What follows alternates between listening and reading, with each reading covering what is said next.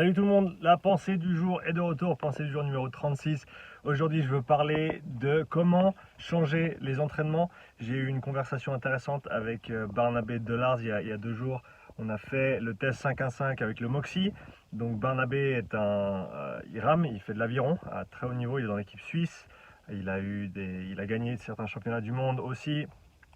Il a ramé un 5,40 0,0 sur l'ergo sur 2 km pour vous donner une petite idée de la bête. Donc c'était un test très intéressant en sachant que lui il fait bien sûr des tests physiologiques avec la fédération d'aviron et donc ils ont plein de protocoles en place, des façons d'ajuster les entraînements suivant les résultats des tests, etc. Mais Barnabé était intéressé de voir ce que pouvait lui apporter ce test avec le Moxie, de voir si ça aller dans le sens de tout ce qu'il faisait ou s'il y avait peut-être d'autres choses à regarder. Au final, on a conclu que, et je vais bientôt sortir l'analyse ici sur YouTube, mais on a conclu que les résultats du test allaient dans le sens de tout ce qu'il faisait avec la fédération aussi. Et on parlait justement de modifier les entraînements par rapport à des résultats de test ou par rapport à des nouvelles technologies, etc. Je pense que c'est très important tant que le protocole d'entraînement fonctionne bien. Plus on est à un haut niveau, plus il faut changer les choses gentiment. Comme lui disait, l'aviron ça fonctionne sur des cycles olympiques de 4 ans. Et donc on ne peut pas changer complètement d'une année à l'autre l'entraînement, en sachant que si ça ne marche pas, on n'a plus qu'1 an ou 2 ans pour le rattraper, suivant quand on commence. Et donc faut être très très précis avec la façon dont on fait les choses. Et on ne peut pas simplement passer de tout à rien ou de rien à tout. Il faut vraiment progressivement changer que ce soit la structure des entraînements, que ce soit le contenu, que ce soit rajouter des séances ou enlever des séances. Il faut faire ça vraiment gentiment. Donc voilà, tant que l'entraînement, le protocole fonctionne de manière générale et qu'on continue de progresser, il faut faire vraiment attention et pas se laisser prendre par la nouveauté du jour ou ce genre de choses pour juste changer l'entraînement parce que ça nous fait plaisir, surtout si on est à un haut niveau.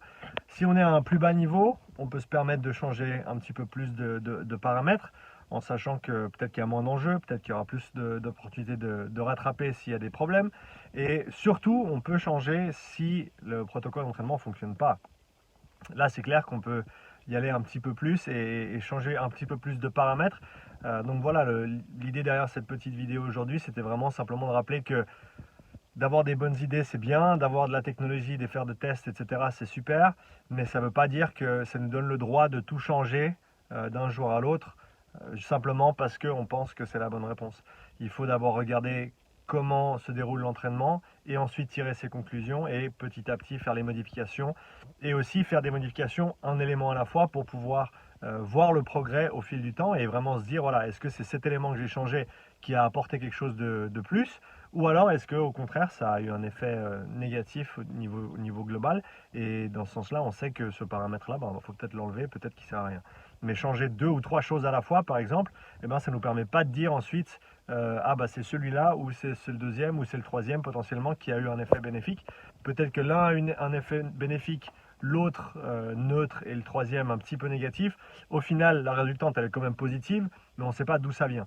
Donc c'est important de changer les choses une à la fois et en gros appliquer un esprit scientifique, on va dire, à la façon dont on fait les choses. Donc vraiment émettre une hypothèse, créer une hypothèse, formuler une hypothèse, et ensuite tester son hypothèse, et ensuite regarder ce qu'on trouve au niveau des résultats. Et pas juste tout changer à la va-vite, et puis se dire, ouais, ça a marché, mais on ne sait pas trop d'où ça vient. Donc voilà, soyez rigoureux dans votre façon de structurer les entraînements, soyez progressif et conservateur dans la façon de changer une routine d'entraînement pour un athlète, surtout s'il est de haut niveau et surtout si son entraînement actuel fonctionne bien.